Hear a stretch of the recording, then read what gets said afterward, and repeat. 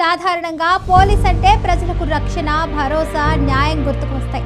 కానీ అదే పోలీస్ అధికారిగా పనిచేస్తున్న వ్యక్తి తన అధికారాన్ని దుర్వినియోగం చేసి అమాయకుల జీవితాలతో ఆటలాడితే పరిస్థితి ఎంత భయంకరంగా మారుతుందో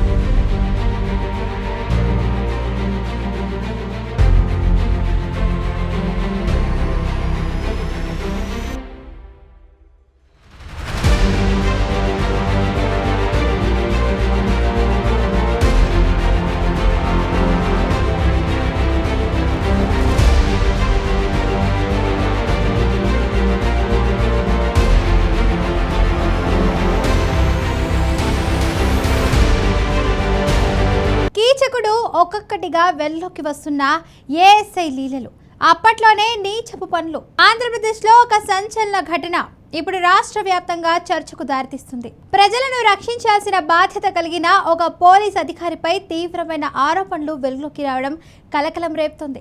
సాధారణంగా పోలీస్ అంటే ప్రజలకు రక్షణ, భరోసా, న్యాయం గుర్తుకు వస్తాయి. కానీ అదే పోలీస్ అధికారిగా పనిచేస్తున్న వ్యక్తి తన అధికారాన్ని దుర్వినియోగం చేసి అమాయకుల జీవితాలతో ఆటలాడితే పరిస్థితి ఎంత భయంకరంగా మారుతుందో ఇప్పుడు బయటపడుతున్న ఈ ఘటన ద్వారా తెలుస్తుంది. గుంటూరు జిల్లాకు చెందిన ఒక ఏఎస్ఐ చేసినటువంటి ఆరోపణలు, అతని ప్రవర్తనపై వెల్లోకి వస్తున్నటువంటి వివరాలు ప్రజలను ఆశ్చర్యానికి గురిచేస్తున్నాయి. గుంటూరుకు చెందిన ఏఎస్ఐ శ్రీనివాసరావు ప్రస్తుతం మాచర్ల టౌన్ పోలీస్ స్టేషన్లో విధులు నిర్వహిస్తున్నాడు. కానీ అతని గురించి వెల్లోకి వస్తున్న కథనాలు చూస్తే ఇది సాధారణ పోలీస్ అధికారిపై వచ్చిన ఆరోపణలు కాదని తెలుస్తుంది. మాచర్ల ప్రాంతం పర్యాటక ప్రాంతంగా ప్రసిద్ధి చెందింది.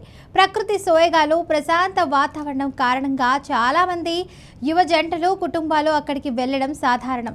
అయితే ఇదే విషయం తనకు అనుకూలంగా మార్చుకొని శ్రీనివాసరావు ఒక ప్లాన్ ప్రకారం వ్యవహరించేవాడన్న ఆరోపణలు ఇప్పుడు వెలుగులోకి వస్తున్నాయి.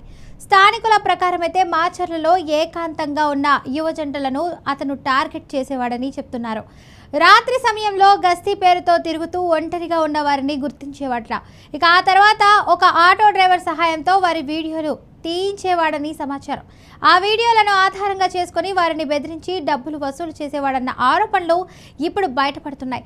ఈ విషయం మొదట సోషల్ మీడియాలో బయటకు రావడంతో ఒక్కసారిగా సంచలనంగా మారింది.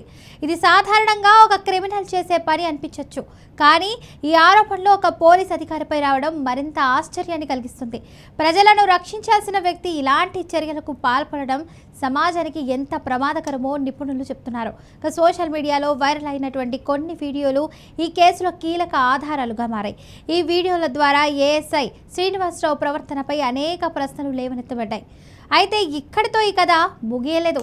మాచర్లలో ఒక మహిళతో అతను సన్నిహితంగా ఉండే వీడియోలు కూడా బయటకు రావడం మరింత సంచలనం సృష్టించింది. యూనిఫామ్లో ఉండగానే ఆమెతో ఏకాంతంగా గడుపుతున్న వీడియోలు సోషల్ మీడియాలో చక్కర్లు కొట్టాయి. అయితే దీంతో ప్రజల్లో తీవ్ర ఆగ్రహం వ్యక్తమైంది.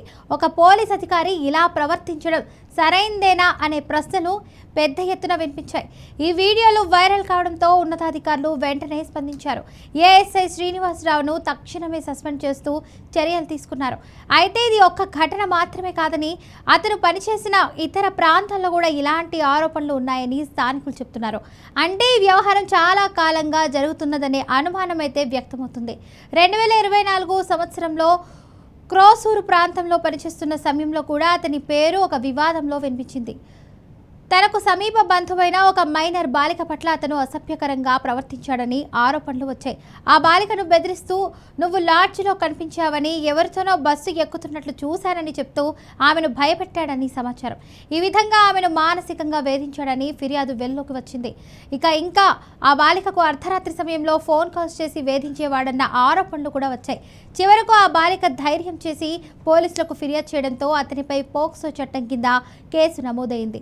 ఆ పోక్సో కేసు నమోదు కావడంతో అంటే విషయం ఎంత తీవ్రమో అర్థం చేసుకోవచ్చు. చిన్నారుల రక్షణ కోసం తీసుకువచ్చిన ఈ చట్టం కింద కేసు నమోదైతే అది చాలా పెద్ద నేరంగా పరిగణించబడుతుంది. ఆ ఘటన తర్వాత కూడా అతను పూర్తిగా మారిపోయాడా అంటే అలాంటి సూచనలు కనిపించలేదు. గురజాల ప్రాంతంలో విధులు నిర్వహిస్తున్న సమయంలో కూడా మహిళల పట్ల అసభ్యకరంగా ప్రవర్తించాడని ఆరోపణలు వచ్చాయి. దీంతో అక్కడి మహిళలు కలిసి అతన్ని గట్టి హెచ్చరిక ఇచ్చినట్లయితే సమాచారం. ఇక కొందరు అతనికి దేహశుద్ధి కూడా చేశారని చెప్తున్నారు. అయితే ఆ ఘటన తర్వాత కొద్ది కాలానికే అతను మాచర్లకు బదిలీ అయ్యాడు. కానీ మాచర్లలో కూడా పరిస్థితి అస్సలు మారలేదు. అక్కడ కూడా ఇదే తరహా ఘటనలు జరుగుతున్నాయన్న ఆరోపణలు వచ్చాయి. ముఖ్యంగా ఏకాంతంగా ఉన్న జంటలను బెదిరించి డబ్బులు వసూలు చేయడం వంటి ఆరోపణలు ఇప్పుడు పెద్ద చర్చకు దారితీస్తున్నాయి. సోషల్ మీడియాలో వైరల్ అయిన ఈ వీడియోలు ఈ కేసుకు మరింత బలం చేకూర్చాయి. ఇక ఇప్పుడు స్థానికులు ఒక ముఖ్యమైన ప్రశ్నను అడుగుతున్నారు.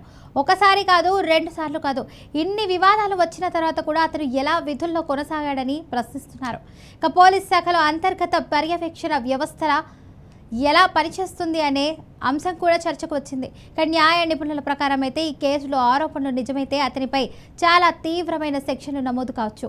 ఇక ఎక్స్టోర్షన్, బెదిరింపులు, మహిళల పట్ల అసభ్య ప్రవర్తన, పోక్సో వంటి అనేక చట్టాల కింద కేసులు నమోదు చేసే అవకాశం ఉందని కూడా చెప్తున్నారు. ఇక ఒక ప్రభుత్వ ఉద్యోగి తన అధికారాన్ని దుర్వినియోగం చేస్తే చట్టం మరింత కఠినంగా వ్యవహరిస్తుంది. ప్రజల్లో ఇప్పుడు ఒక ఆందోళన కూడా వ్యక్తమవుతుంది. ఇలాంటి ఘటనలు పోలీస్ శాఖలపై ప్రజల నమ్మకాన్ని దెబ్బతీసే ప్రమాదం ఉందని అంటున్నారు. ఇక నిజాయితీగా పనిచేస్తున్న వేలాది మంది పోలీస్ అధికారుల ప్రతిష్ట కూడా ఇలాంటి సంఘటనల వల్ల దెబ్బతింటుందని నిపుణులు చెప్తున్నారు. ఇక ఈ ఘటనపై ఇప్పుడు పూర్తి స్థాయి విచారణ జరుగుతుంది. ఇక సోషల్ మీడియాలో అయితే వైరల్ అయినటువంటి వీడియోలు, బాధితుల వాంగ్మూలాలు, ఇతర ఆధారాలను అధికారులు పరిశీలిస్తున్నారు. విచారణ పూర్తయ్యాక మరిన్ని సంచలన విషయాలు వెలుగులోకి వచ్చే అవకాశం ఉందని సమాచారం. ప్రస్తుతం ప్రజల ప్రధాన డిమాండ్ ఒక్కటే, ఇలాంటి ఆరోపణలు ఎదుర్కొంటున్న అధికారులపై కఠిన చర్యలు తీసుకోవాలని కోరుతున్నారు. పోలీస్ శాఖ కూడా ఇలాంటి ఘటనలు మళ్లీ జరగకుండా కఠిన చర్యలు తీసుకోవాల్సిన అవసరం ఉందని సామాజిక వర్గాలు అభిప్రాయపడుతున్నాయి. ఇది అధికారాన్ని దుర్వినియోగం చేసినప్పుడు సమాజంపై ఎలాంటి ప్రభావం పడుతుందో చూపించే ఉదాహరణగా మారింది. ఒక పోలీస్ అధికారి తప్పు చేస్తే అది వ్యక్తిగత తప్పు మాత్రమే కాదు, వ్యవస్థపై కూడా ప్రశ్నలు లేవనెత్తుతుంది.